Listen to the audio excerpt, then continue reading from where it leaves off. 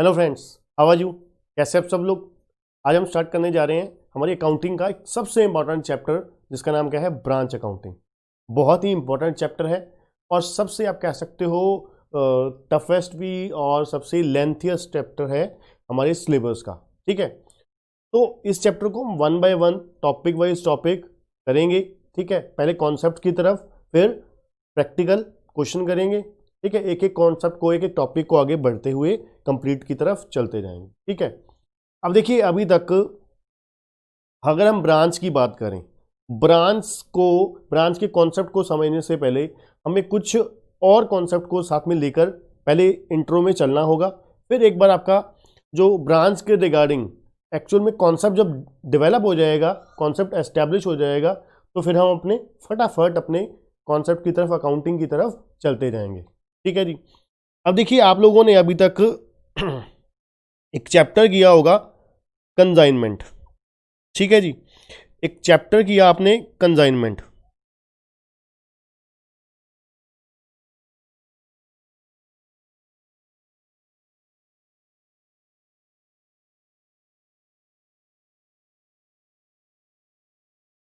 Consignment में क्या होता था?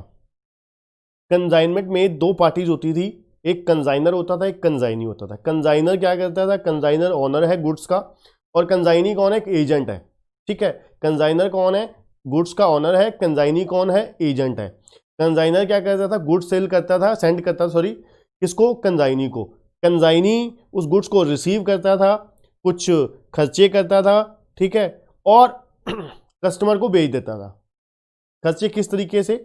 जो उसका रेंट है, गोडाउन का रेंट है, कोई स्टेशनरी वगैरह का छोटा मोटा खर्चा हो गया, उस तरीके के खर्चे करता था। ठीक है, और कंसाइनर कंसाइनर उसको, कंसाइनी को उस गुड्स बेचने के लिए कमीशन पे करता था। ठीक है, ये अलग बात है, अलग अलग टाइप की कमीशन होती थी।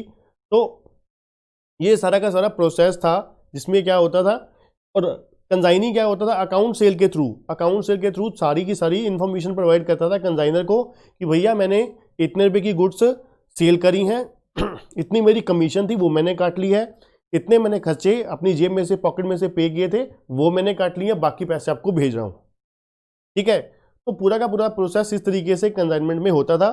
ठीक है, उसके बाद हमने एक कॉन्सेप्ट किया डिपार्टमेंटल अकाउंटिंग।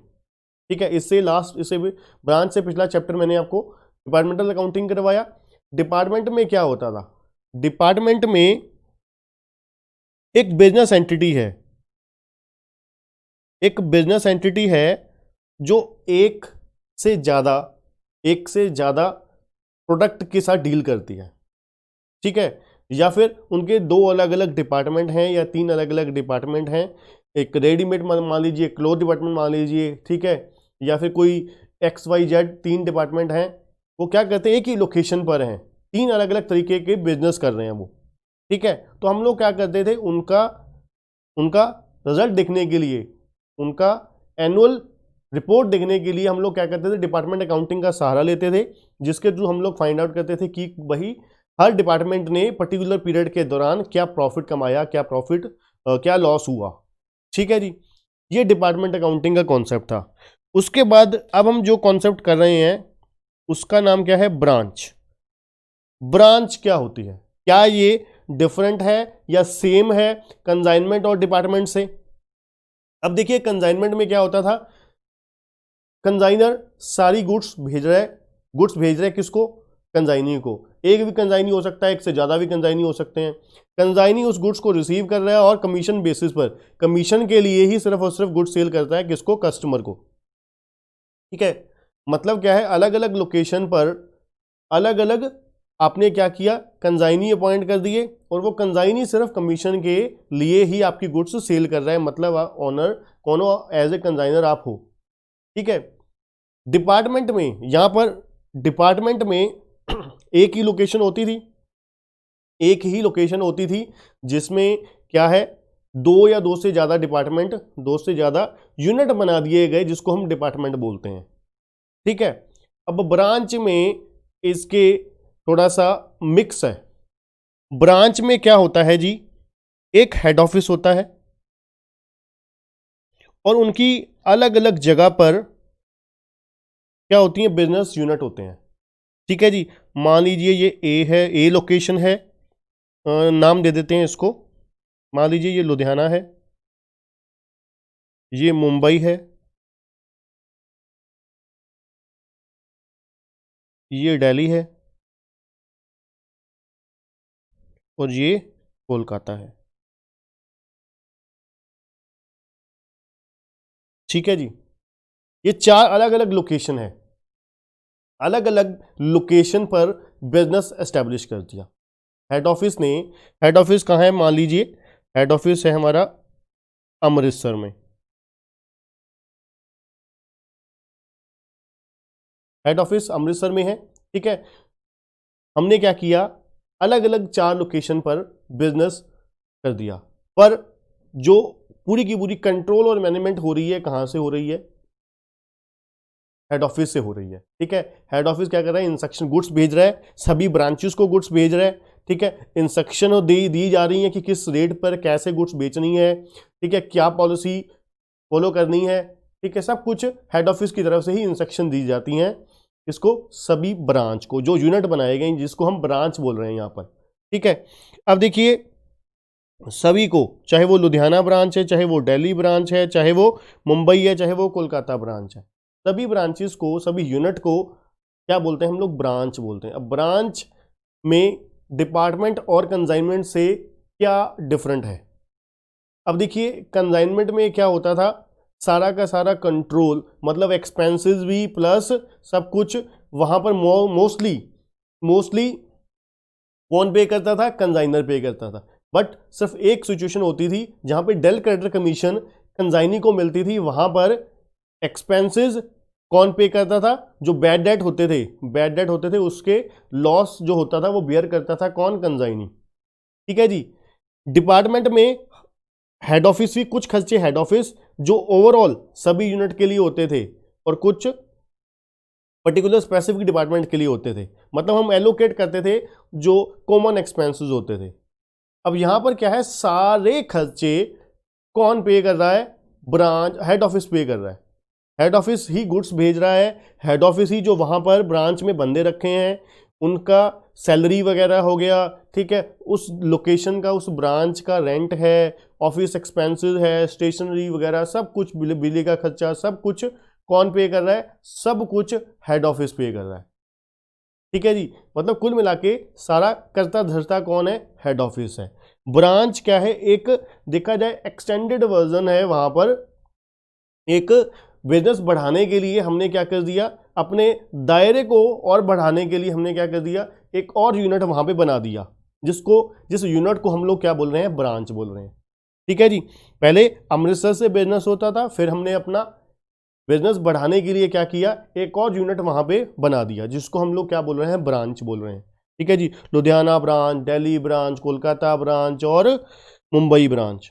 ठीक है जी, अब ये चारों ब्रांचेस को अब हम लोग क्या करेंगे, हाल के दौरान रिपोर्ट देखेंगे कि भाई क्या प्रॉफिट हुआ, क्या लॉस हुआ, जानना चाहेंगे, बिल्कुल जानना चाहेंगे। ठीक है, तो हर ब्रांच की हम लोग क्या है, प्रॉफिट एंड लॉस जानना चाहेंगे, साल के दौरान क्या हुआ। ठीक है जी, उसके लिए अलग अलग मेथड यूज किए जाते हैं। ठीक है, उसके ऊपर हम इसके बाद डिस्कस करने वाले हैं और करते हैं। ठीक है, ये हमारा डिपार्टमेंट का एक कॉन्सेप्ट था। डिपार्टमेंट क्या है, सॉरी ब्रांच क्या है, ब्रांच क्या है, एक यूनिट अलग जो हेड ऑफिस से अलग खोल दिया गया है, जो क्या है, अपना बिजनेस अलग से कर रहा है। ठीक है, बिजनेस अलग से कर रहा है। ठीक है, और वो जो बिजनेस कर रहा है वो totally on the instruction of, instruction किसकी है, हेड ऑफिस की है, गुड्स कौन भेज रहा है, हेड ऑफिस भेज रहा है। ठीक है, मोस्टली केसेस में। ठीक है, तो इस तरीके से बिजनेस होता है। अब देखिए, अब ब्रांचेस कितने टाइप की होती हैं, ये बहुत जरूरी चीज है। इसके बाद जो थोड़ा बहुत डाउट होगा आपका वो निकल जाएगा। टाइप्स ऑफ ब्रांचेस, अब 2 तरीके की ब्रांचेस होती हैं, उसके अंदर आगे सब कैटेगरी होती है। 2 कैटेगरी की ब्रांचेस हैं, एक है लोकल ब्रांच, लोकल ब्रांचेस होती हैं, एक होती है फॉरेन ब्रांचेस।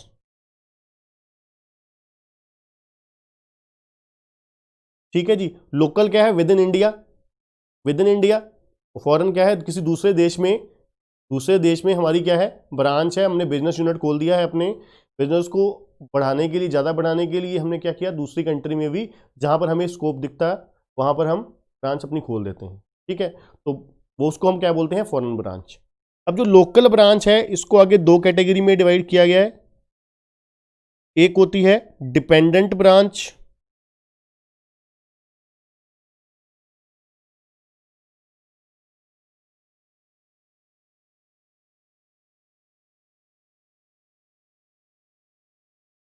एक होती है इंडिपेंडेंट ब्रांच।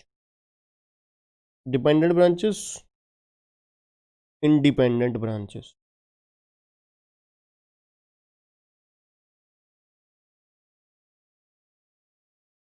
ठीक है जी।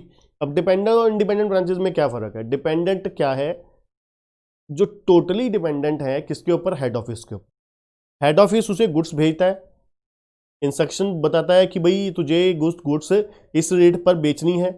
ठीक है जी, मतलब सारी पॉलिसी सब कुछ बना के कौन देता है, हेड ऑफिस देता है। इंस्ट्रक्शन वगैरह, पॉलिसी जो है, कॉन्सेप्ट जो भी आप वहाँ पर सेल के लिए क्या अपना स्ट्रेटजी फॉलो करोगे, वो सब कुछ किसके द्वारा बताई जाती है, हेड ऑफिस द्वारा बताई जाती है। ठीक है जी, ब्रांच उसी को फॉलो करते हुए सेल करेगा। ठीक है जी, और सभी खर्चे जो है, यहाँ तक इवन कि छोटे छोटे खर्चे भी, मान लीजिए चाय पानी का भी पेटी एक्सपेंसेस वगैरह जो होंगे, ठीक है, वो भी कौन पे करेगा, हेड ऑफिस ही पैसे भेजेगा।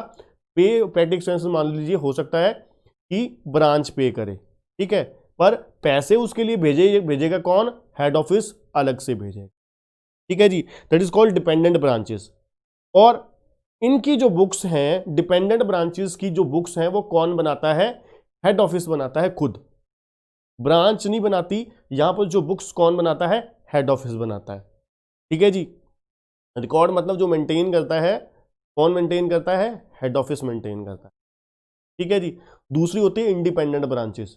इंडिपेंडेंट ब्रांचेस क्या है, एक अलग, हर ब्रांच में अकाउंटेंट बैठा हुआ है, हर ब्रांच में एक अलग अकाउंटेंट बैठा हुआ है जो ब्रांच की अलग से अकाउंटिंग कर रहा है, उनके रिकॉर्ड मेंटेन कर रहा है। ठीक है, और इंडिपेंडेंट ब्रांचेस की और क्या खासियत है और क्या पहचान है कि वो एक तो हेड ऑफिस से भी गुड्स लेते हैं, प्लस वो इंडिपेंडेंटली भी परचेज करते हैं, इंडिपेंडेंटली भी परचेज करते हैं। ठीक है जी, तो मतलब क्या है, डिपेंडेंट ब्रांचेस में बुक्स कौन बनाता है, डिपेंडेंट ब्रांचेस में गुड्स, सॉरी अपना रिकॉर्ड कौन मेंटेन करता है, हेड ऑफिस मेंटेन करता है। और इंडिपेंडेंट में दोनों, ब्रांच भी मेंटेन करेगा और हेड ऑफिस भी करेगा।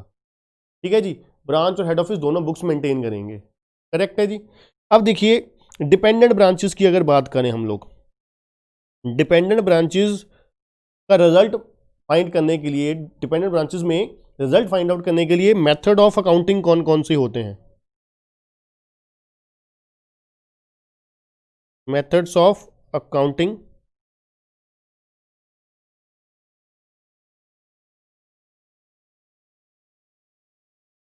नंबर 1 है डेटा सिस्टम,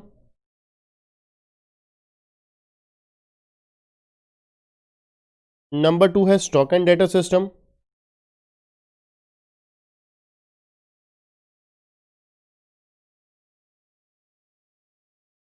नंबर 3 है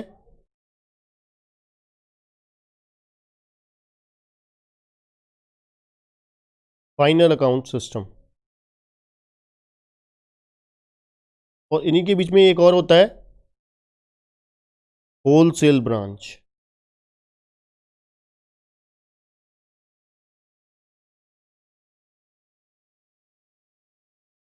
ठीक है जी, मेनली ये 4 मेथड ऑफ अकाउंटिंग होते हैं। ठीक है, आप 3 कह सकते हो।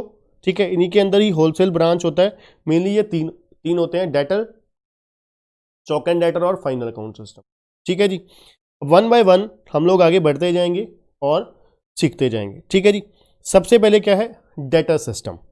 सबसे पहले हम शुरुआत करेंगे किससे, डेटा सिस्टम से शुरुआत करेंगे।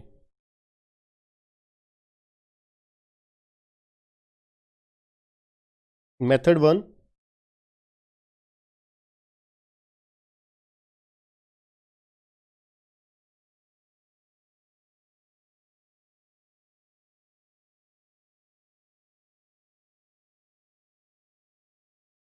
डेटा सिस्टम, डेटा सिस्टम में क्या होता है, हेड ऑफिस है, हेड ऑफिस गुड्स भेज रहा है, किसको, ब्रांच को भेज रहा है, सभी एक्सपेंसेस पे कर रहा है कौन, हेड ऑफिस पे कर रहा है, इंस्ट्रक्शन बता रहा है कि भाई ये जो गुड्स है तो उन्हें किस तरीके से किस रेट पे बेचनी है वो बता रहा है, ठीक है। रिकॉर्ड कौन मेंटेन कर रहा है, भाई हेड ऑफिस मेंटेन कर रहा है। यहाँ पे सिर्फ और सिर्फ क्या बनेगा, यहाँ पे जैसे कि मैंने आपको बताया सभी खर्चे वगैरह कौन पे करेगा, खर्चे वगैरह पे करेगा कौन, हेड ऑफिस। ये इवन की पैटी एक्सपेंसेस, छोटे मोटे खर्चों के लिए भी पैसे भेजे जाएंगे हेड ऑफिस द्वारा, किसको, ब्रांच को भेजे जाएंगे, ब्रांच फिर उन्हीं पैसों में से छोटे मोटे खर्चे कर देगा, ठीक है जी। और साथ साथ उनको क्या करेगा, बताता जाएगा, रिपोर्ट करता जाएगा, ठीक है जी। और बुक्स कौन मेंटेन करेगा, हेड ऑफिस। तो हम रिजल्ट फाइंड आउट करने के लिए हम लोग क्या करेंगे, सिर्फ एक ब्रांच अकाउंट बनाएंगे, ब्रांच अकाउंट बनाएंगे इन the books of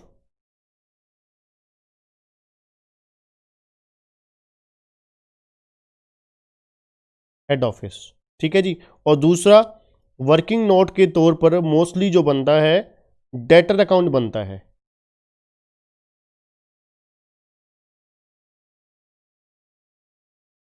debtor account बनेगा किस लिए, ज्यादा से ज्यादा क्या चीज फाइंड आउट करने के लिए, या तो फिर क्लोजिंग डेटर फाइंड आउट करने के लिए, और क्या हो सकता है, जो कैश रिसीव हुआ है डेटर से वो फाइंड आउट करने के लिए, कस्टमर से जो कैश रिसीव हुआ है उसको फाइंड आउट करने के लिए डेटर अकाउंट का सहारा लिया जाएगा, ठीक है जी।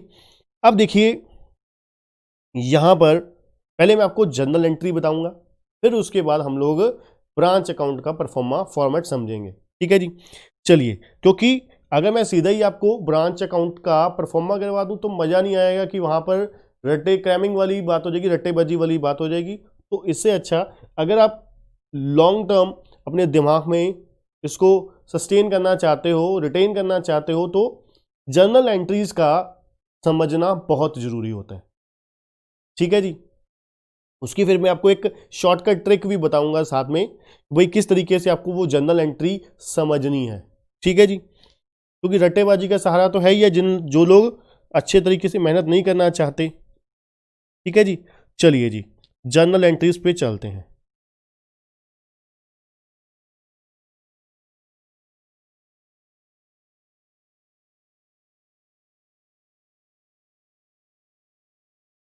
पहली journal entry, goods sent to branch. अब हेड ऑफिस ने क्या किया, ब्रांच को गुड्स भेज दी, ठीक है जी। अब देखिए यहां पर कुल मिला के याद रखना बात, अगर ब्रांच का एक्सपेंसेस है तो ब्रांच अकाउंट डेबिट हो जाएगा, ब्रांच की अगर इनकम है तो ब्रांच क्रेडिट हो जाएगी। जैसे आपको याद होगा हम लोग फाइनल अकाउंट में, फाइनल अकाउंट की कभी आपने अगर +1 से लेकर अभी तक कभी भी आपने जर्नल एंट्रीज करी हैं, उसमें क्या होता था, एक सिंपल एंट्री होती थी, एक ट्रांसफर एंट्री होती थी। सिंपल एंट्री अपने जो जर्नल में +1 में एक समझी है, उसके बाद फाइनल अकाउंट की, फाइनल अकाउंट में जो एंट्रीज हम पास करते थे उसको हम ट्रांसफर एंट्री बोलते थे। वो ट्रांसफर एंट्री कैसे होती थी, अगर मान लीजिए प्रॉफिट और ट्रेडिंग अकाउंट का या प्रॉफिट एंड लॉस अकाउंट का खर्चा है, मान लीजिए रेंट है, रेंट की क्या एंट्री होगी, रेंट कहाँ आता है, प्रॉफिट एंड लॉस अकाउंट में, तो क्या एंट्री हो जाएगी, profit and loss account debit to rent हो जाएगा। क्यों, क्योंकि प्रॉफिट एंड लॉस अकाउंट का खर्चा है तो प्रॉफिट एंड लॉस डेबिट हो गया, ठीक है जी। अब मान लीजिए कोई कमीशन रिसीव हुई है, कमीशन रिसीव हुई है तो वो P&L की क्या है, इनकम है, इनकम है ना, तो P&L क्या हो जाएगा, क्रेडिट हो जाएगा, कमीशन डेबिट हो जाएगी, ठीक है ना। कमीशन अर्नड या कमीशन रिसीव क्या हो जाएगी, डेबिट हो जाएगी, टू क्या हो जाएगा, profit and loss account, correct है ना। जब पहले कमीशन रिसीव की एंट्री हमने फर्स्ट क्या डाली होगी, बैंक अकाउंट डेबिट या cash account debit to commission receive या कमीशन अर्नड, ठीक है। और दूसरी ट्रांसफर एंट्री क्या मैंने आपको बोली, commission account debit to profit and loss account, यही था ना। अब ऐसे ही यहां पर पूरा कॉन्सेप्ट आपको क्या लेके चलना है, कि ब्रांच का खर्चा है तो ब्रांच डेबिट, और दूसरी आपको जो भी क्वेश्चन एंट्री होगी अब उसको ट्रांसेक्शन होगी उसकी लाइन से आपको पता लग जाएगा कि यार क्रेडिट क्या होने वाला है, डेबिट क्या होने वाला है, सेकंड जो एस्पेक्ट है हमारा वो क्या होने वाला है। अब जैसे यहां पर मैं आपको बोल रहा हूं गुड्स सेंट टू ब्रांच, अब हेड ऑफिस ने एक ब्रांच को गुड्स भेजी हैं तो ब्रांच का क्या हो गया, खर्चा हो गया, तो इसका मतलब है क्या डेबिट हो जाएगा जी, ब्रांच अकाउंट डेबिट हो जाएगा,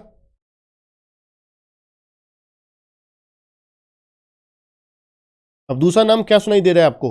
दूसरा नाम गुड्स एंड टू ब्रांच सुनाई दे रहा है, तो क्या हो जाएगा? To goods and to branch.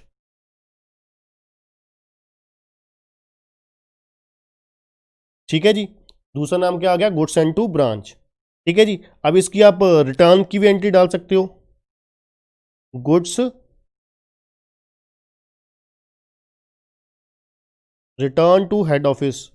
यार ऑब्वियस है कि इसकी रिवर्स एंट्री होगी। रिवर्स एंट्री क्या होगी? पहले हमने goods and to branch credit किया था, अब क्या कर देंगे? डेबिट कर देंगे। Goods and to branch account debit, to क्या हो जाएगा? ब्रांच अकाउंट हो जाएगा। ठीक है जी, सिंपल है जी। अब उसके बाद तीसरी एंट्री किस चीज की होगी?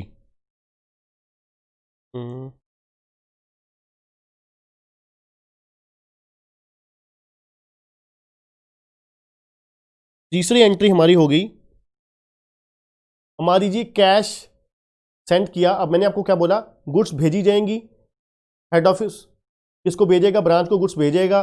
ठीक है, अगर कुछ गुड्स मान लीजिए डिफेक्टिव निकल गई, खराब निकल गई, तो वो वापस ब्रांच जो है हेड ऑफिस को भेज देगी गुड्स। ठीक है, और ब्रांच क्या करेगी? गुड्स क्या करेगी? सेल कर देगी कस्टमर को, और जो पैसा होगा, जो पैसा मिलेगा, वो वापस वो हेड ऑफिस को भेज देगी। ठीक है जी, जो भी गुड्स सेल करेगी वो क्या करेगी? सेल करके पैसा जो है किसको भेज देगा? हेड ऑफिस को भेज देगा। इसका मतलब है कैश सेंड किया जाएगा किसको? हेड ऑफिस को। अब मान लीजिए कई बार जब कैश सेंड होता है, कई बार रिसीव हो जाता है, कई बार नहीं रिसीव होता। ऐसा होता है? बिल्कुल होता है कि मान लीजिए अपने 31 मार्च को अकाउंट क्लोज होने दे, तो 31 मार्च को आपने क्या किया? चेक लगाया वहां पर हेड ऑफिस के अकाउंट में, तो क्रेडिट नहीं हुआ अभी तक, 31 मार्च को क्रेडिट नहीं हुआ, तो वो क्या कहलाएगा? कैश नॉट रिसीव्ड ही कहलाएगा ना, कैश इन ट्रांजिट। तो पहले हम कैश रिसीव की एंट्री डालेंगे, cash received by head office.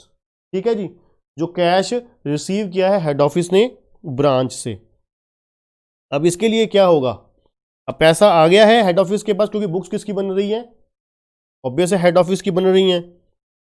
Head office sorry branch की बुक्स बन रही हैं, बना कौन रहा है? Head office. अब हेड ऑफिस के पास पैसा आया तो वो क्या एंट्री डालेगी? Bank account debit. बुक्स तो ब्रांच की ही है, ठीक है ना, ब्रांच अकाउंट ही है, रिकॉर्ड जो ब्रांच के हैं, बट कौन मेंटेन कर रहा है? हेड ऑफिस मेंटेन कर रहा है। तो हेड ऑफिस के पास पैसा आ गया तो बैंक अकाउंट डेबिट हो गया। और टू क्या हो जाएगा? कहां से पैसा जा रहा है? ब्रांच से जा रहा है, तो टू ब्रांच अकाउंट क्रेडिट हो जाएगा जी। ठीक है जी, करेक्ट है जी।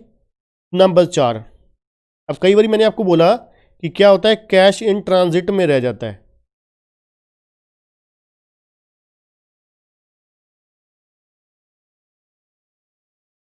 कैश इन ट्रांजिट रह जाता है, तो उसकी एंट्री क्या होगी? अब बैंक की जगह पे क्या हो जाएगा? Cash in transit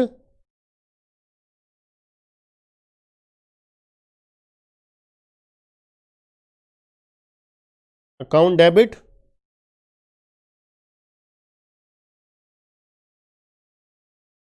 to branch account.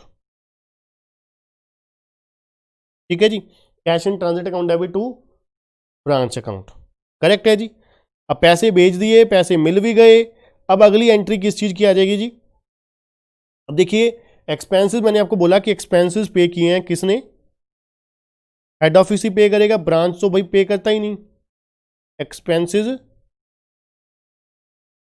Paid by head office, तो उसकी एंट्री क्या हो जाएगी? एक्सपेंसेस ब्रांच का खर्चा है, तो ब्रांच क्या हो जाएगा? डेबिट हो जाएगा जी। ब्रांच अकाउंट डेबिट टू क्या हो जाएगा? बैंक।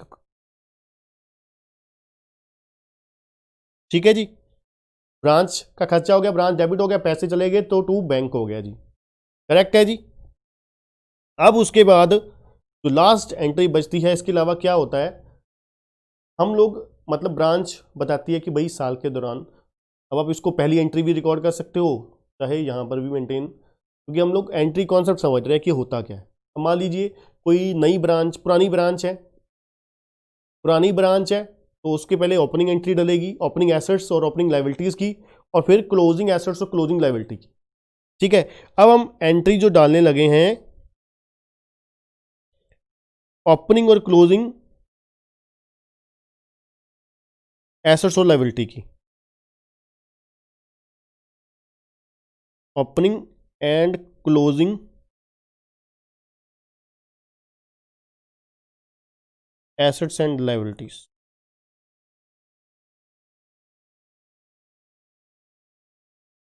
ठीक है जी, चलिए जी, सबसे पहले ओपनिंग,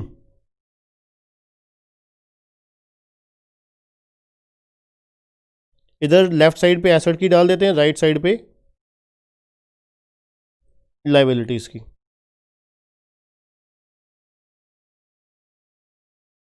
ठीक है जी, अब देखिए ओपनिंग एसेट्स की क्या एंट्री होगी। अब ब्रांच क्या हो जाएगा, डेबिट हो जाएगा, क्योंकि एसेट्स लेकर आनी है, तो ब्रांच क्या हो जाएगा, डेबिट हो जाएगा। टू क्या हो जाएगा, ब्रांच एसेट्स। ठीक है जी, और साथ साथ अगर हम क्लोजिंग की भी एंट्री डाल दें,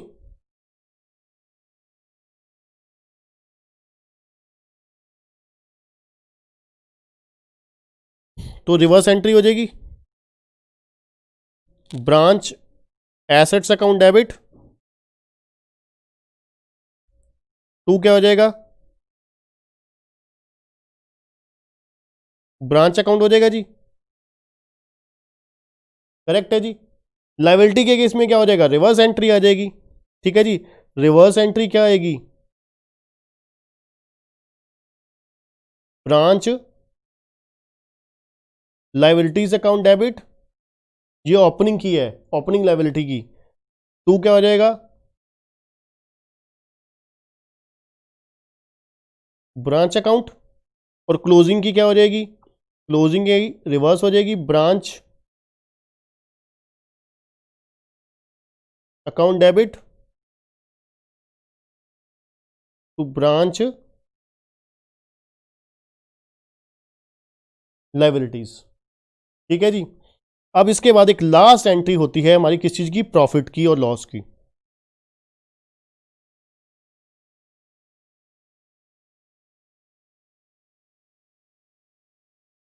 प्रॉफिट और लॉस ऑन ब्रांच।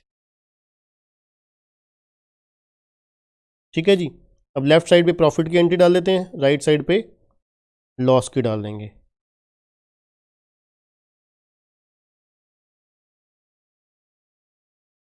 प्रॉफिट की क्या एंट्री होगी जी, प्रॉफिट की हमारी हो जाएगी branch account debit to general P and L, क्योंकि जैसे मैंने आपको बताया कि सभी ब्रांच का क्या बनाया जाएगा, ब्रांच अकाउंट बनाया जाएगा। ठीक है, और जो प्रॉफिट और लॉस होगा ब्रांच अकाउंट से एसरटेन करके हेड ऑफिस एक जो कंबाइंड उनका पी एंड एल अकाउंट बनता है, वहां पे जैसे हम लोग डिपार्टमेंट में करते थे वैसे क्या करेंगे, ट्रांसफर कर देंगे। ठीक है जी, मर्ज कर देंगे। अब लॉस के केस में क्या होगा यार, उल्टी रिवर्स एंट्री हो जाएगी, general P and L account debit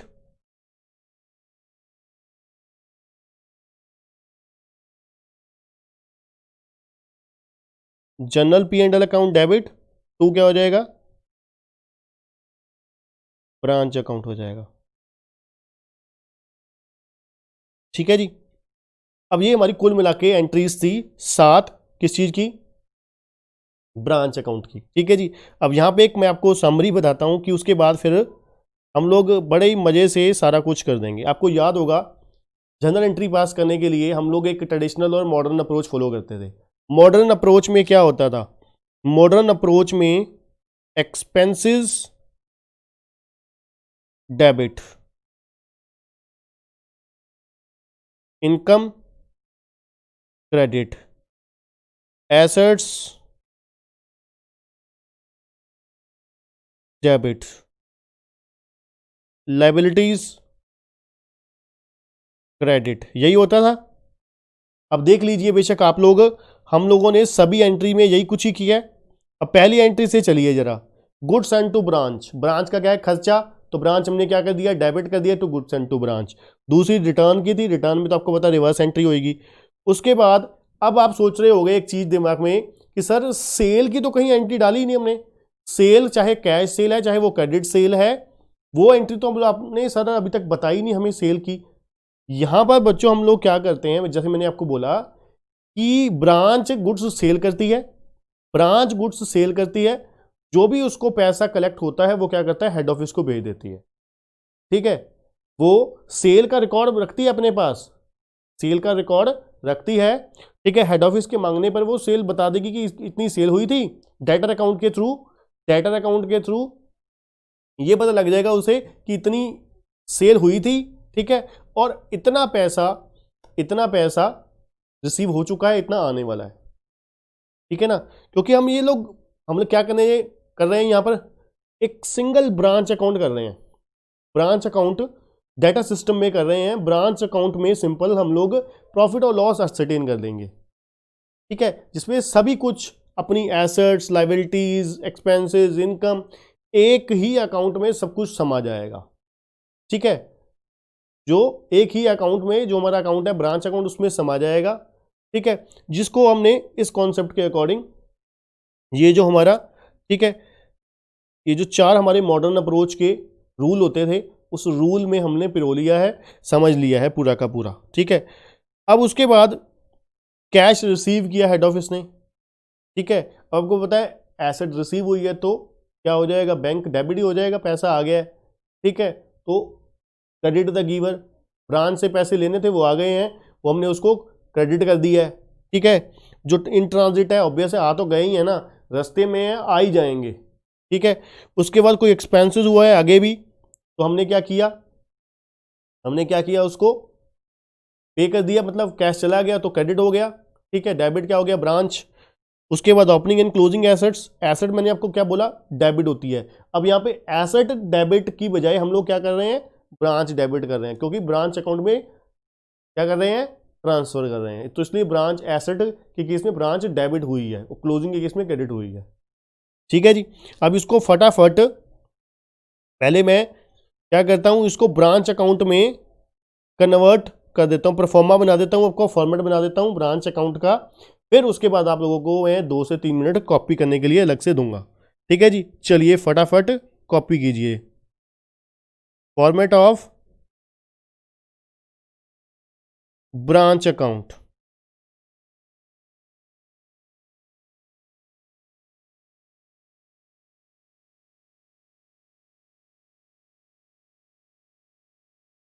in the books of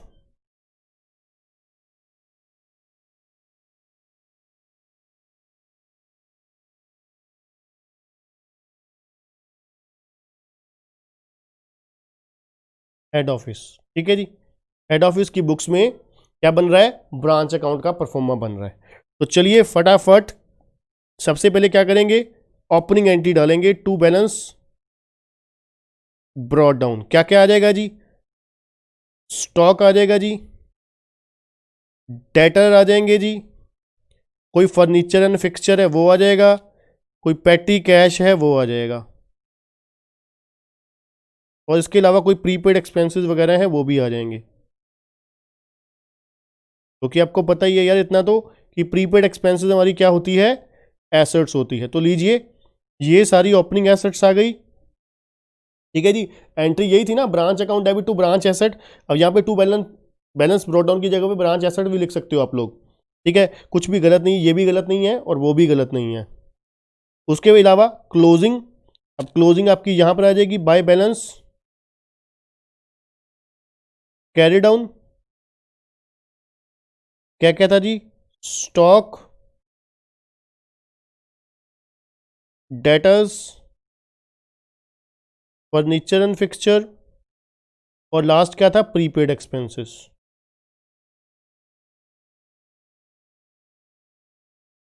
ठीक है जी,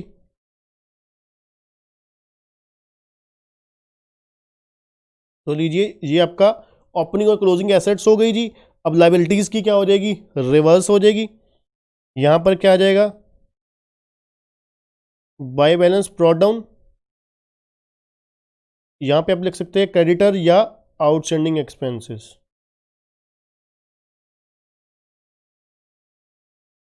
ठीक है जी। और उसके बाद इधर आ जाएगा आपका क्लोजिंग,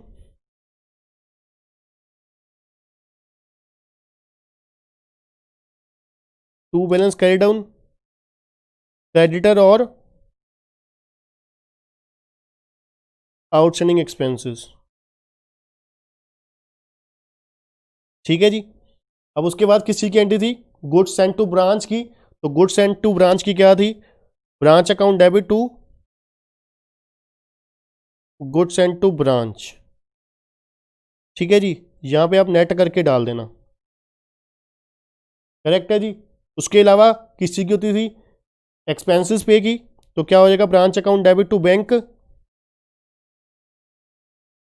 ब्रैकेट में क्या लिख देंगे हम लोग, एक्सपेंस लिख देंगे। ठीक है जी। उसके बाद कैश रिसीव की। अब कैश रिसीव की क्या एंट्री होती थी, bank account debit to branch, तो यहां पे क्या हो जाएगा, बैंक, और ब्रैकेट में लिख दोगे कैश रिसीव्ड। ठीक है जी। और इसके अलावा क्या थी, कैश इन ट्रांजिट की, वो भी क्या हो जाएगी, cash in transit to branch. तो बाय कैश इन ट्रांजिट हो जाएगा जी। तो लीजिए, साथ साथ आप लोगों ने जर्नल एंट्रीज भी समझ ली, साथ साथ आप लोगों ने जर्नल एंट्री भी समझ ली, साथ साथ आपका ब्रांच अकाउंट भी हो गया। और इसके अलावा बैलेंसिंग फिगर क्या आ जाएगा, हमारा प्रॉफिट या लॉस आ जाएगा। हम मान लीजिए प्रॉफिट में ही है, तो क्या आ जाएगा, to general P and L account, bracket में भी लिख सकते हो प्रॉफिट। ठीक है जी। तो लीजिए, ये पूरा ब्रांच अकाउंट का परफॉर्मा भी हो गया, फॉर्मेट हमारा हो गया। करेक्ट है जी। ठीक है जी। ओपनिंग एसेट्स की, ओपनिंग लाइबिलिटीज की, closing assets, closing liability, goods sent to branch, goods return from branch. ठीक है, एक्सपेंसेस पे, cash in transit, cash received, सब कुछ हो गया। डेटर अकाउंट आप लोगों ने सिंगल एंट्री में भी कर रखा है। ठीक है, उम्मीद करता हूं वहां पर अच्छे से कर चुके हो। ठीक है, तो यहां पर डेटर अकाउंट नहीं बनवाऊंगा मैं, डेटर अकाउंट वही है जो पहले बनता था। ठीक है जी। तो फटाफट पहले हम क्या करेंगे, फॉर्मेट कॉपी करेंगे। ठीक है जी।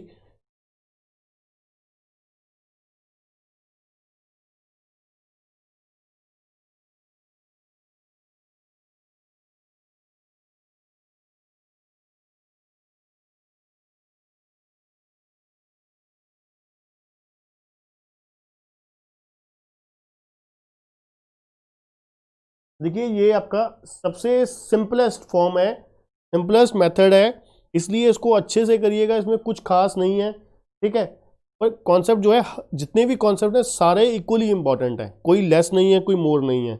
ये बात अलग है कि अपनी इंस्टीट्यूट की कई बार प्रेफरेंसेस बदल जाती हैं, बट मोस्टली एक ही है, इक्वल इंपॉर्टेंस ही है सभी कॉन्सेप्ट्स की।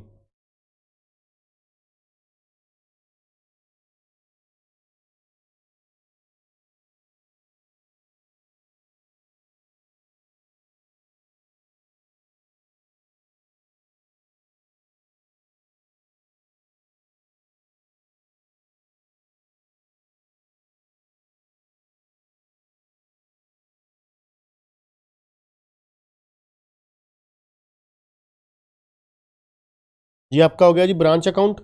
अब फटाफट जल्दी जल्दी ये अब आपकी एंट्रीज भी कॉपी कीजिए।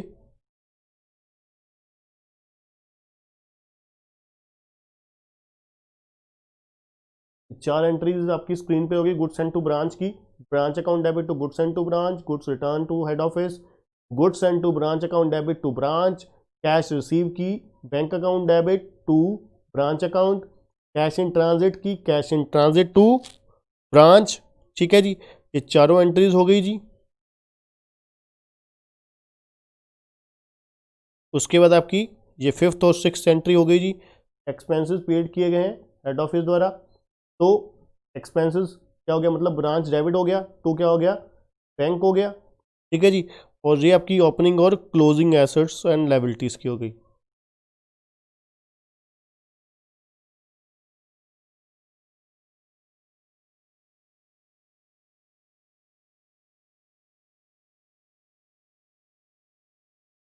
ठीक है जी। और ये प्रॉफिट और लॉस की हो गई, और ये आपका जो रूल फॉलो किया गया है ब्रांच में।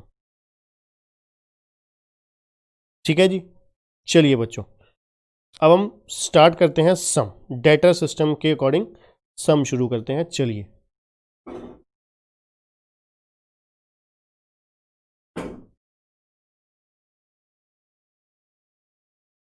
अब देखिए क्वेश्चन नंबर 2 है नोट्स का। अब यहां पर कहते हैं राधा एंड कंपनी है, जिसका हेड ऑफिस कहां पर है, लुधियाना में है। हेड ऑफिस कहां पे है, लुधियाना में है। और ब्रांच कहां पे है, चंडीगढ़ में है। ठीक है जी। ब्रांच कहां पे है, चंडीगढ़ पे। मतलब क्या है, branch account in the books of क्या है, राधा एंड कंपनी बनाना है हम लोगों ने। ठीक है जी। अब ये जो ब्रांच है चंडीगढ़ में हमारी, उसको हम गुड सेल करते, वो गुड सेल करती है कैश पे भी और क्रेडिट बेसिस पर भी करती है। ठीक है जी। पर्टिकुलर दिए गए हैं 31 दिसंबर 13 के, और ये सारी डिटेल है। उसके बाद हमें क्या पूछा गया है, show the branch account as it would appear in the head office ledger and also pass the necessary journal entry in the books of head office. ठीक है। जर्नल एंट्री में आपको बोलूंगा, लिखवाऊंगा नहीं, याद रखिएगा। ठीक है। हर एंट्री, पहली बात तो मैं हर ट्रांसैक्शन जो है वो जर्नल एंट्री के साथ ही मैं आपको लिखवाता हूं। ठीक है ना। कभी भी जितने भी हम लोगों ने जो एंट्रीज वाले अपना चैप्टर है, उन सभी में आपको देखा ही होगा, मैं जर्नल एंट्री के साथ आपको हर चीज़ बताता हूँ। ठीक है। तो चलिए फटाफट पहले हम ब्रांच अकाउंट का परफॉर्मा तैयार कर लेते हैं। लीजिए, जहाँ पे है इतनी जगह,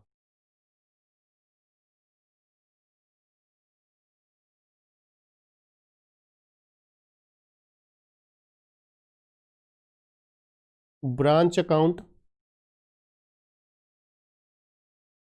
इन द बुक्स ऑफ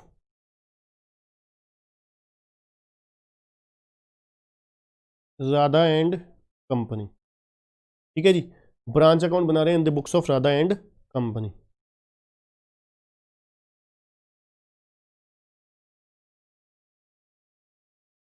यहाँ पर हमारा सेल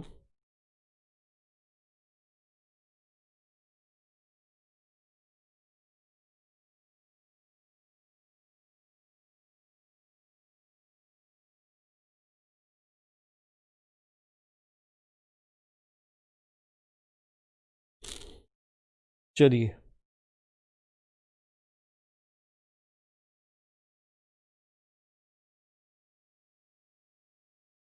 ये ब्रांच अकाउंट का हो गया जी परफॉर्मा। अब साथ साथ क्या करते हैं, वर्किंग नोट भी बना ही लेते हैं। कौन सा, डेटर अकाउंट। तो जहाँ पे जो जो जरूरत पड़ती जाएगी, डेटर अकाउंट की भी हम लोग परफॉर्मा बनाते जाएंगे। ठीक है जी। फिर उसके बाद मैं आपको अकाउंट सम करने के बाद इसका लॉजिक भी बताऊंगा कि क्यों, क्या क्या चीज़ कहाँ कहाँ पे कैसे कैसे हम लोगों ने रिकॉर्ड करी है। ठीक है। एनालिसिस भी करेंगे। चलिए फटाफट, ना ज़्यादा टाइम वेस्ट करते हुए, सबसे पहले ओपनिंग स्टॉक है हमारे पास, और उसके बाद ओपनिंग डेटर है। ठीक है जी। करेक्ट है जी। दो चीज़ें हैं बैलेंस ब्रॉट डाउन में, एक ओपनिंग स्टॉक है 10,000 का, डेटर है 8,000 की। तो यहाँ पे क्या आ जाएगा, to balance brought down stock 10,000, और दूसरा क्या है, डेटर। डेटर कितने के हैं, 8,000 के हैं। तो टोटल कितना हो गया जी, 18,000 हो गया जी। करेक्ट है। ये आपका ओपनिंग एंट्री हो गई। उसके बाद goods supply to the branch, supply करी कितने की, 90,000 की, और रिटर्न बाय द ब्रांच 2,000 की रिटर्न होगी। तो देखा जाए गुड्स सेंड टू ब्रांच हम लोग यहाँ पे लिखेंगे, to goods send to branch 90,000 minus return 2,000। तो टोटल कितना हो गया, 88,000। ठीक है जी। 88,000 हो गया जी। उसके बाद टोटल सेल, टोटल सेल में से बोला गया है कैश सेल कितनी है, 40,000। ठीक है। और सॉरी, इससे पहले हम लोग क्या करते हैं, डेटर अकाउंट में ओपनिंग एंट्री डाल देते हैं, कितनी है, 8,000। तो डेटर अकाउंट में क्या हो जाएगा, टू बैलेंस ब्रॉट डाउन।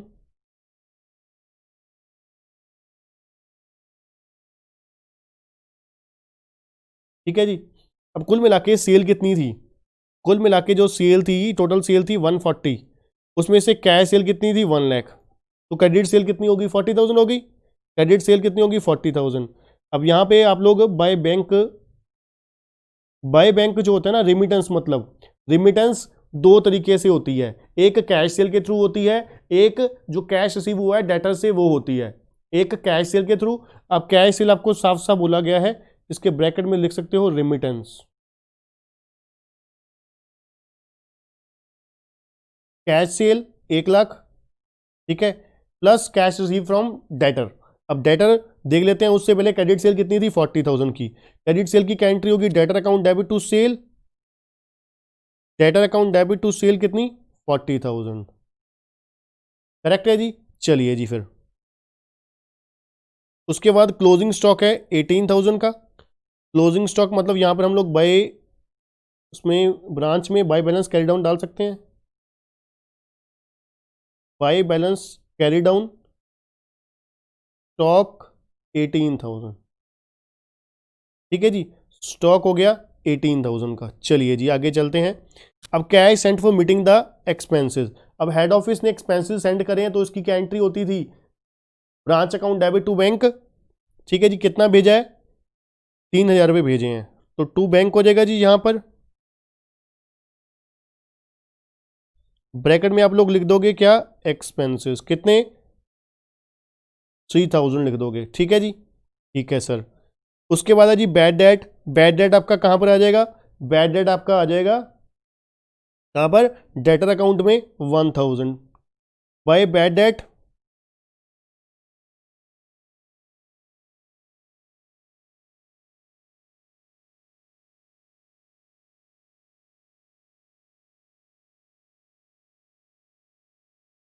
ठीक है जी। बैड डेट ब्रांच अकाउंट में नहीं आएंगे, इसका कारण मैं बताता हूं, अब सम खत्म होने दीजिए, ठीक है जी। डिस्काउंट अलाउड है, ये भी डेटर अकाउंट में आएगा 1,000।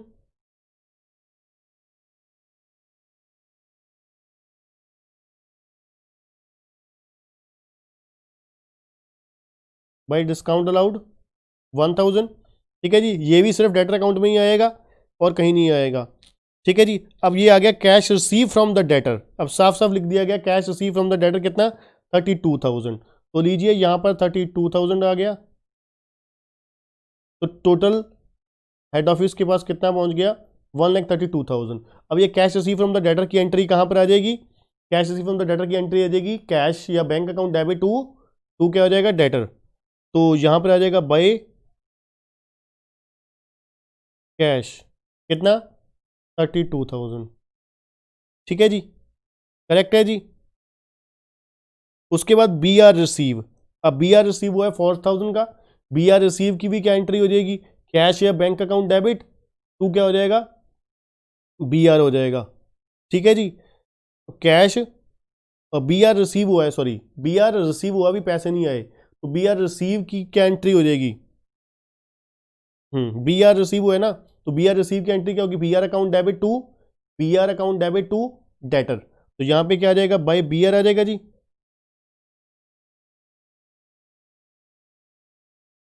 कितने का, 3,000 का, ठीक है जी। 3,000 का बी आर आ जाएगा जी, सॉरी 4,000 का।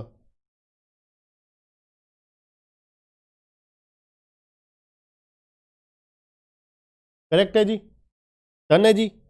बस अब इसके बाद क्या आ जाएगा, हमारा क्लोजिंग डेटर आ जाएगा। तो ये टोटल हो गया डेबिट साइड का 48,000, ठीक है जी। और ये बैलेंसिंग फिगर हमारा क्या आ जाएगा, बाय बैलेंस कैरी डाउन आ जाएगा।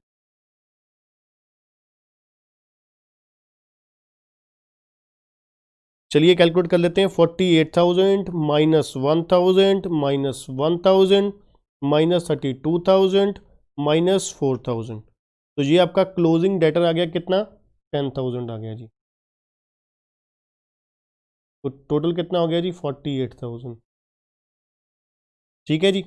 तो ये डेटर अकाउंट में, ब्रांच अकाउंट में आ जाएगा डेटर क्लोजिंग 10,000। ये आ गया जी डेटर 10,000, ठीक है जी। तो टोटल कितना हो गया, 28,000 हो गया,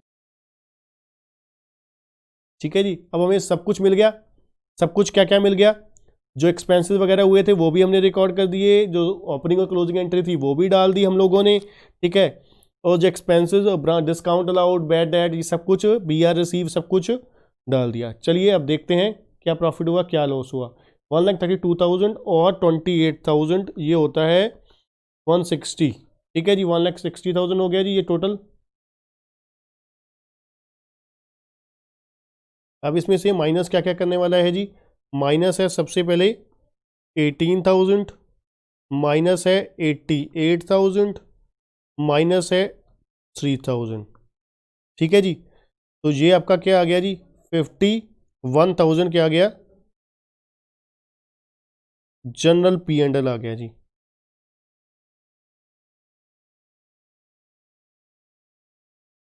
ठीक है जी, जनरल P&L कितना आ गया, 51,000।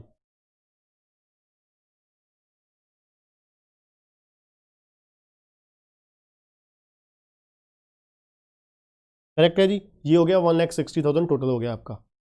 अब देखिए अभी तक हम लोगों ने जो ये खर्चे थे, पहले मैं जो आपको बताने लगा था कि बैड डेट और डिस्काउंट अलाउड। अब क्या होता है, जो खर्चे, जो लॉस डेटर अकाउंट में आ जाएंगे, एक जगह पे आ जाएंगे, वो दोबारा नहीं आएंगे। अब देखिए, अब एक्चुअल में देखा जाए डेटर से हमें पैसा कितना लेना था। डेटर में ओपनिंग था 8,000, क्लोजिंग रह गया 10,000, ठीक है। ओपनिंग है 8,000, क्लोजिंग रह गया 10,000, करेक्ट है। इसका मतलब है हम लोगों ने ओपनिंग डेटर रिकॉर्ड कर दिया। ओपनिंग डेटर रिकॉर्ड कर दिया कितना, ओपनिंग डेटर हम लोगों ने रिकॉर्ड कर दिया 8,000, ठीक है। और दूसरा हमने क्लोजिंग डेटर रिकॉर्ड कर दिया कितना, 18,000, ठीक है। अब अपने ओपनिंग और क्लोजिंग जब डेटर रिकॉर्ड कर दिए, ओपनिंग और क्लोजिंग डेटर जब रिकॉर्ड कर दिए, उसके बाद तीसरी एंट्री हमने किस चीज़ की, cash receive from the debtor भी रिकॉर्ड कर दिया, ठीक है। अब देखिए यहाँ पर हमने ओपनिंग डेटर की एंट्री भी रिकॉर्ड कर दी, क्लोजिंग एंट्री भी, क्लोजिंग डेटर की भी एंट्री रिकॉर्ड कर दी, ठीक है। उसके बाद जो कैश रिसीव हुआ था वो भी रिकॉर्ड कर दिया, ठीक है। अब देखकर कैश रिसीव भी कौन सी साइड था, क्रेडिट साइड था। ओपनिंग डेटर डेबिट साइड, वो डेबिट साइड ही रिकॉर्ड हो गया ब्रांच अकाउंट के। क्लोजिंग डेटर क्रेडिट साइड था, वो भी क्रेडिट साइड रिकॉर्ड हो गया। Cash receive from the debtor हुआ था, वो भी हमने क्रेडिट साइड रिकॉर्ड कर दिया, जो रेमिटेंस में रिकॉर्ड ऐड किया था, ठीक है। अब देखा जाए उसके बाद एक चीज क्या बची है, BR बचा है। BR बचा है और दो ये खर्चे बचे हैं, बैड डेट और क्या, बैड डेट और डिस्काउंट अलाउड, ठीक है जी। हम्म हम्म। अब देखिए BR क्या है, BR एक एसेट है ना। BR क्या है, एक एसेट है जो पैसे लेने हैं। तो इसका मतलब है हमें यहां पर क्या करना चाहिए था, BR को भी एसेट, क्लोजिंग एसेट शो करनी चाहिए था, क्योंकि डेटर से निकलकर पैसा BR के रूप में कन्वर्ट हो गया। पैसा आया तो नहीं ना अभी, और हमें भेजा भी नहीं, हमने रिमिटेंस भी नहीं करी। इसका मतलब है ये BR क्लोजिंग एसेट में आना चाहिए था कितना, 4,000, और ये कितना हो गया, 28 और 4 32, और इसमें भी 4,000 बढ़ गया। 1,60,000 से कितना हो गया, 1,64,000 हो गया। और जो प्रॉफिट होगा वो भी चेंज हो जाएगा, कितना प्रॉफिट हमारा हो जाएगा, 55,000 हो जाएगा, ठीक है जी। और ये टोटल कितना हो गया, 164 हो गया,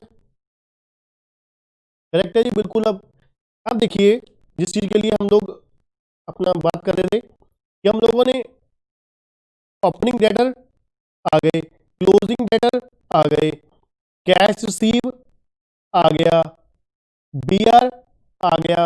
अब देखा जाए कौन सी चीज रिकॉर्ड नहीं करी, कौन सी चीज रिकॉर्ड नहीं करी, दो चीजें हमने, एक बैड डेट नहीं रिकॉर्ड किया, एक डिस्काउंट अलाउड नहीं रिकॉर्ड किया, और तीसरी चीज सेल नहीं रिकॉर्ड करी। इसका मतलब है देखा जाए बैलेंसिंग फिगर वो ऑटोमेटिकली रिकॉर्डेड ही है।